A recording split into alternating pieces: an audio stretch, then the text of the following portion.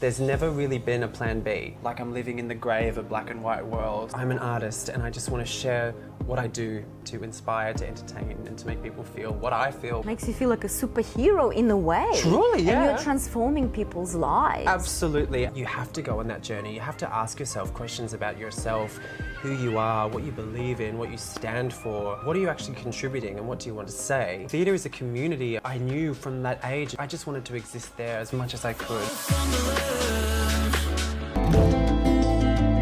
I'm Elena Reddy and welcome to Foreign Influence. Qualities in a business person.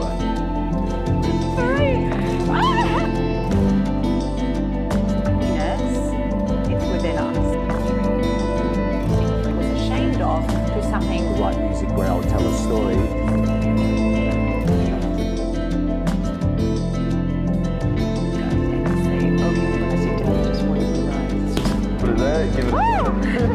What's happening? Their lives can be better. Happiness is about having a good time, it's about joy. The girl will go along a faith, so... And the challenge is...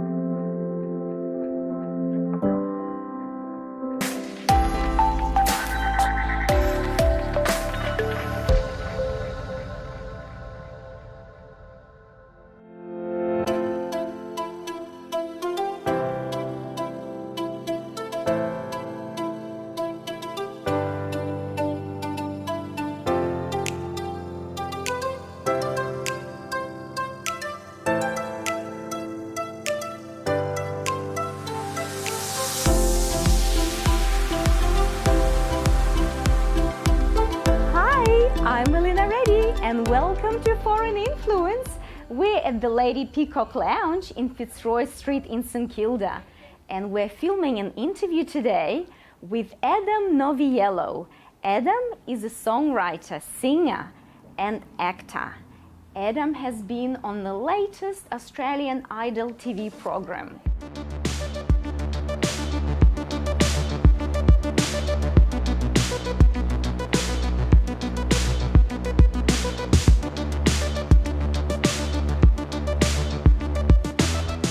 Should I not swear? I have a tendency to swear. You can swear, but they'll make me beep it out. Okay, I won't swear then. Oh my word! 1, 2, 3.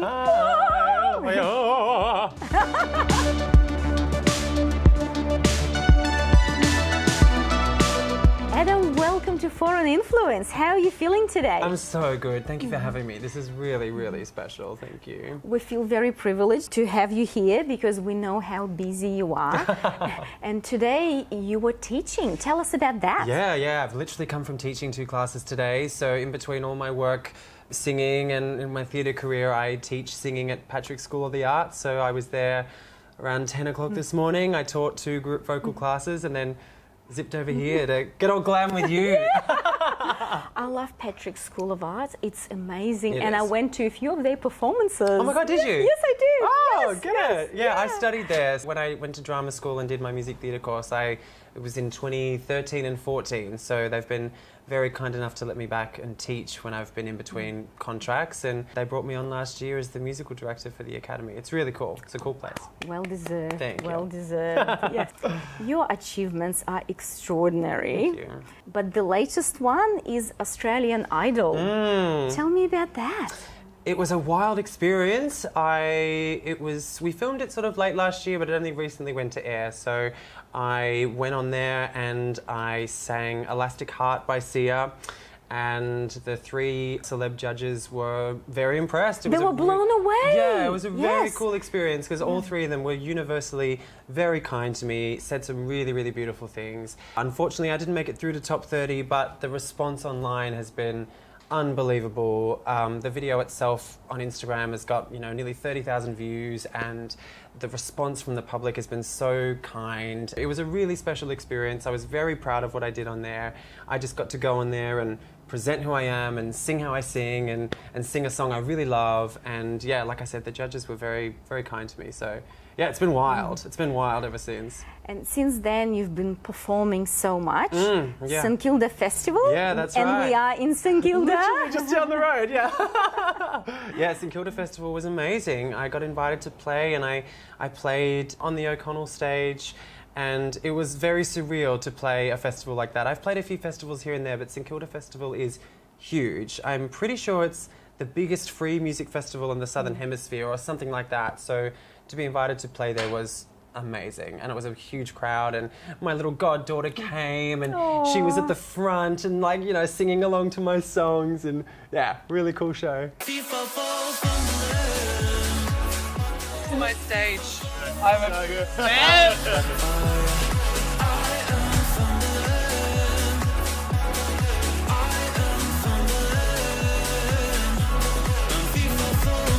How are we doing, St Kilda Fest?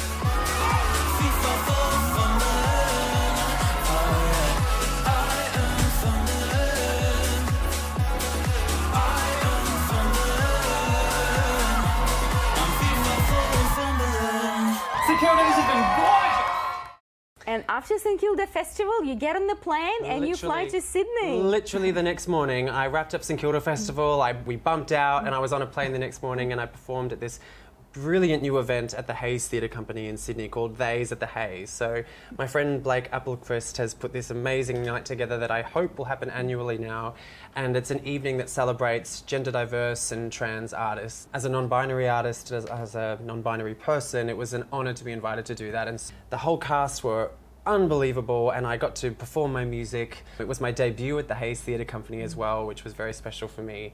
And yeah, it's just been a wild ride the last year or two, but particularly since Idol and in the last 6 months, I've been gifted some really wonderful opportunities, including being here with you. So good. Let's just go all the way back. Oh my gosh, how far are we going? Very far. From as far as you remember yourself. No, I mean it, I'm serious. Great. Have you always known that you were destined for greatness? To be a performer? I've definitely always known I needed to sing. From a very young age, I don't remember not singing. I don't remember not opening my mouth and making sound and that feeling good. I can't pinpoint the moment I really felt that for the first time, but my mother will tell you as a kid, I was always just running around singing along to her Tina Turner records, and, you know, it's always just been in me to do it. As far as preparing for greatness, that's been a journey. I think when I first started, I fell in love with it by doing my musicals in high school, and I found this medium where I could sing and I could dance and I could tell stories and do that for a group of people and make people feel good. And that was addictive from a young age. I was like, oh, like if I sing, people feel good. And then I get to work with other singers and other people. It's a power. Yes. Yeah, absolutely. So makes you feel like a superhero in a way. Truly, yeah. And you're transforming people's lives. Absolutely. And I go on that journey when I see people perform. When I go to the theatre or I go to a gig and I see people do what they do and share themselves with me, I'm like, oh, that's amazing. That makes me feel so much. And so the fact that I get to do that myself is incredible. After I finished high school, I studied musical theatre, and I was very fortunate to work a lot in musical theatre. I'm still working in theatre to this day, and I just love it. I consider myself very lucky that from a very young age I knew what I loved to do. So many people, friends of mine, are still working out their place in the world or what their role is in this world if they can find it. But from a young age I was like, I need to share this thing that I have. That fire inside me. That's right. I need to share it somehow, somewhere. So I've been very lucky to always know that, and there's never really been a plan B. Like, I still don't have one. It's always just been laser focused on, I'm an artist and I just want to share what I do with as many people as I can to inspire, to entertain, and to make people feel what I feel when I experience it myself. Yeah.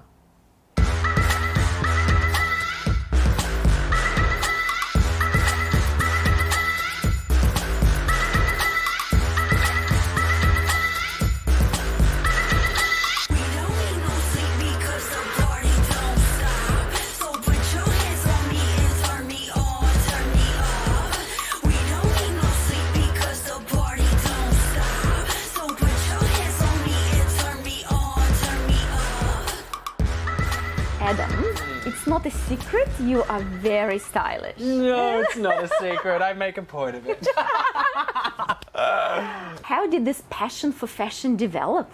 It started for me just because in musical theatre you get to attend opening nights of your shows, and so opening nights in theatre are an excuse to dress up. And you know, I've always been inspired by androgyny. I've always been inspired by the artists and the designers who push the boundaries of fashion and gender. You know, it's never made a lot of sense to me how a fabric is cut determines what the gender of the person who wears it is. So for me, it's just about using fashion as a way to express myself, and that always feels like I'm living in the grey of a black and white world. So, you know, my icons and my muses have always been people like David Bowie and, you know, Boy George and Prince, you know, those people that kind of just broke all the rules as far as fashion is concerned.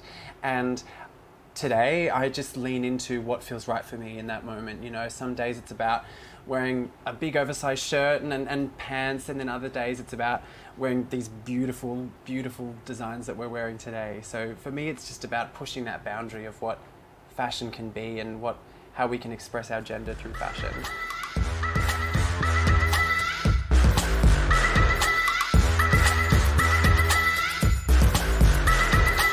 And what do you think about Paul McCain, the designer of the day? Amazing. When Tamara sent me through the photos of Paul's dresses from Fashion Festival, it blew my mind that we would get to wear them today. They're just so beautiful. They're all couture, and I think we're very fortunate to be wearing these today. And these are his own patterns. I know, right? Hand painted, aren't they beautiful? Yeah. And I can like see the spray paint, Yeah. and all the flowers, the delicacy of them. Unbelievable. Yeah. It's so beautiful. Adam, I find the titles of your songs are absolutely fascinating. I don't know how you come up with the concept. Happens up here. I don't know. Tears, Drugs and Voicemails is one that absolutely shocked me in a good kind of way. And then the other one, Satan's Filing My Nails. Yeah. I don't know where they come from. It just, when I write my music and stuff, I just let it all flow, and I just let the inspiration sort of come. But Tears, Drugs and Voicemails is the title of my EP. So I came up with that when I recorded it, actually. I went to Sydney to work with my producer on that collection of songs. I recorded 6 songs in 5 days. And when 6 songs in 5 days. Yeah, we smashed it out. It was a crazy week, but it was the best. I didn't know what the EP was called. I originally thought it was called Voicemails because I find a lot of my songs feel like drunk confessionals. I feel like a lot of my lyrics sound like, you know, when you just have a few drinks and then you call your ex and you're like, this is how I feel. So I thought it was going to be called Voicemails, but then as I started working on it in the studio, I was like, no, I think it's bigger than that. And I actually include on my EP, there's 2 voicemails from my grandma on there, which is so sweet, because she's the only one that leaves me voicemails. There's more of a narrative here, and so the tears part of it is the fact that a lot of my songs I really bear myself and, you know, make some pretty deep confessions and talk on quite a deep level. And then the drugs part of it is the fact that a lot of my songs, particularly like 2 of them, are really great sort of party anthems. So it's like, well, this is an EP and this is a collection of songs that you can sit and cry to, you can party to, and I kind of love that both of those elements are in there. And then because my grandma's voicemails are in there, I just sort of tied that in, Tears, Drugs and Voicemails.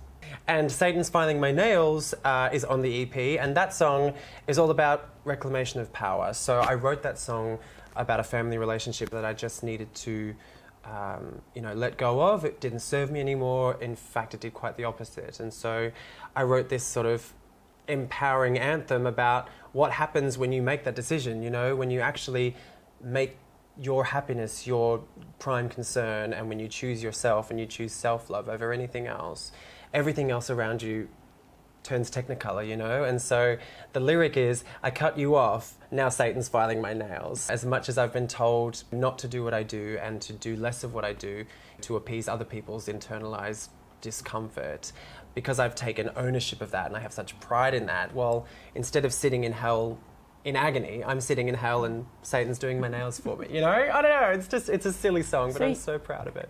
Absolutely, I am proud of it. I'm proud of you. Thank you. But what I find listening to you now, what I find that's so interesting, how much aware you are of your internal conversation, how insightful you are into your feelings. Yeah. Have you always been like that? I mean, obviously it translates into your music. Totally. It's been a journey, to be honest. I think I'm more in touch with that now than ever, and I definitely don't feel like I'm in my final form, but I feel I'm very, very much on the way. I think that's the journey of being a creative, to be honest. I think to actually make work that comes from you, you have to go on that journey. You have to ask yourself questions about yourself, who you are, what you believe in, what you stand for, you know, what are you actually contributing and what do you want to say? And so for myself as a queer person and as a non-binary person, and then, you know, turning that into art and turning that into my music, I've had to go deep within myself and think about what it is I want to say, because there's a lot of noise in the world and there's a lot of chaos in the world. But with my experience and growing up as the human I have and being the person I am today, that's a story that I feel is worth sharing and is a story that I think can help other people. So to have that internal conversation and to have those ideas bubbling in me, I just have to get them out. I think that's the journey of an artist, but I think that's what I'm most proud of with my music and where I am on my journey, is that it all comes from here. It's my truth. And if anyone hears that and if anyone listens to it and is inspired by it to either help someone they know or, you know, for it to help them, then I've done my job.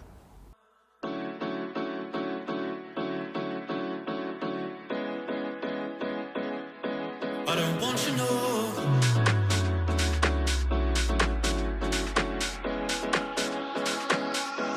I'm FIFA for fumbling. FIFA for fumbling. I am fumbling. I am fumbling. I'm FIFA for fumbling.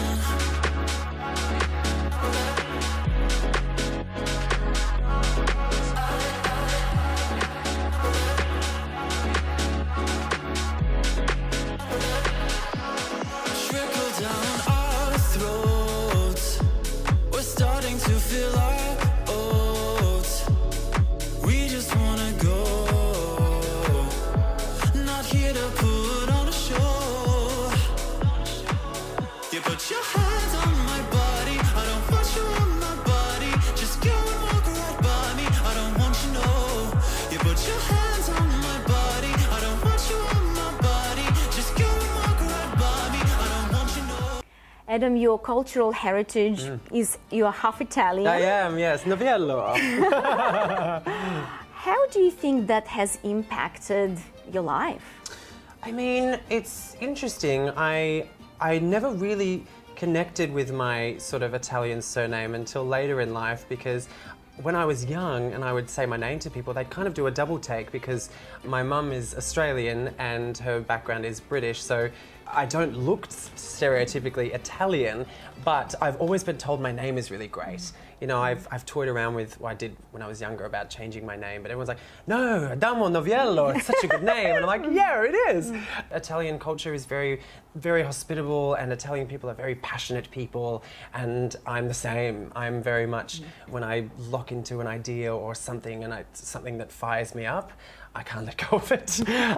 So I would just say the passion of, you know, European culture is definitely in there.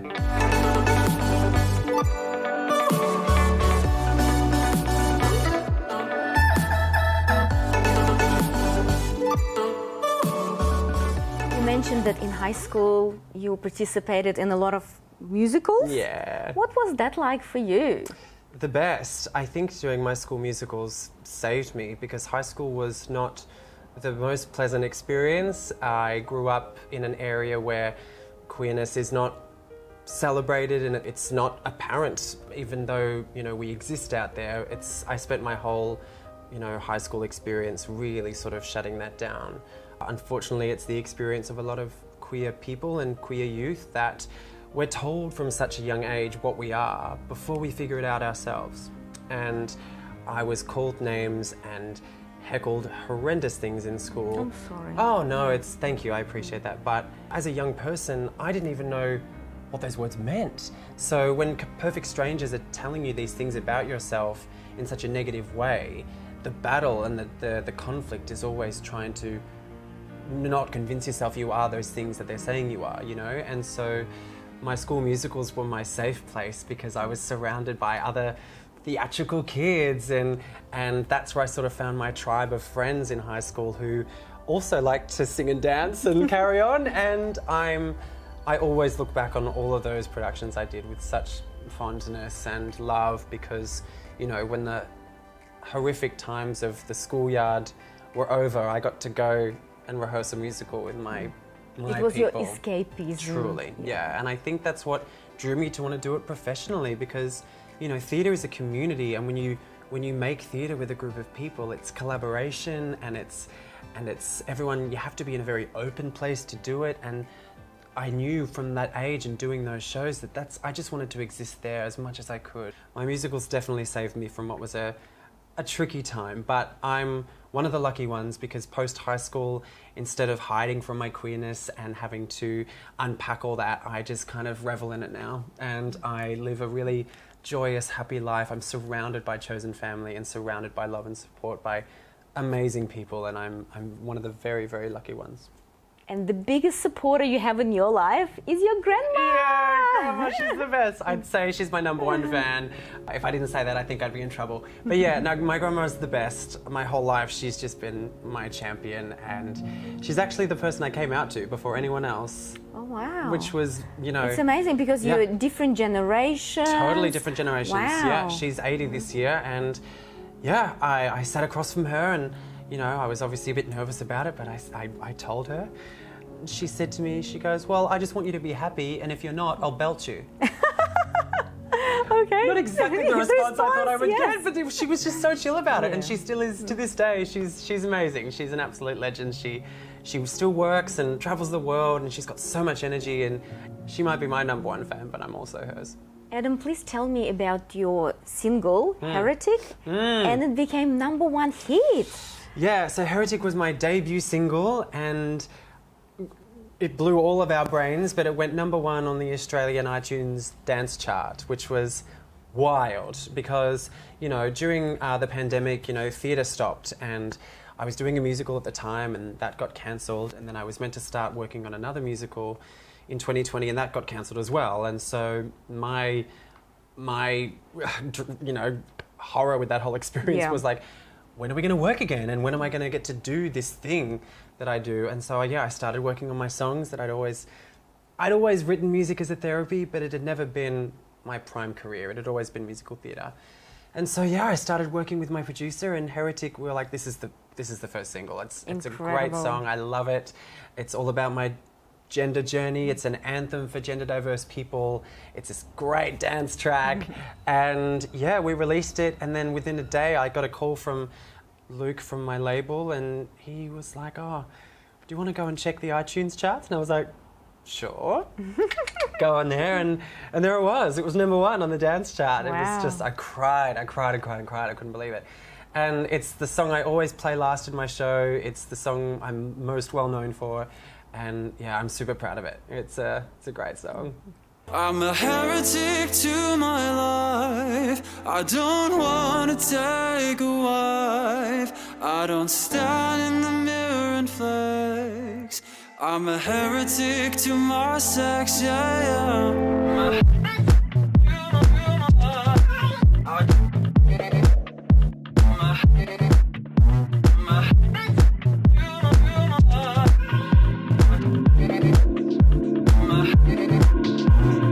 Pink or blue, which one are you? Make up your mind, boy.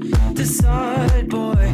Work your strut, bitch pose. Now point your toes or get in line, boy. Use your disguise, boy. My most recent single, Fumbling, I actually went on my first solo tour, which was insane. I played shows here in Melbourne, and then I played a festival in Brisbane, and then I played some venues in Sydney. So that was a very surreal experience to have released my first single, you know, a year and a half, 2 years prior, and then to be playing in these venues interstate, performing my songs and telling my stories.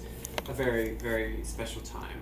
As far as music theatre goes, I think my greatest experience was my last musical. I was in a musical called Tommy with Victorian Opera, and I was cast in it. I had a small part, but I also understudied the lead role. 2 shows into the run, the actor playing Tommy gets COVID. Oh no. Problems present opportunities. Truly. I learnt the role in 4 hours, and I went on as Tommy that night. And I played the role for the rest of the season, and a huge pinch me moment because it was the first time I got to take the last bow and bow as the lead in a musical. Yeah. Adam, thank you so much for being a part of our show. So thank you for having me. And let's drink this amazing cocktail from Lady Peacock Lounge.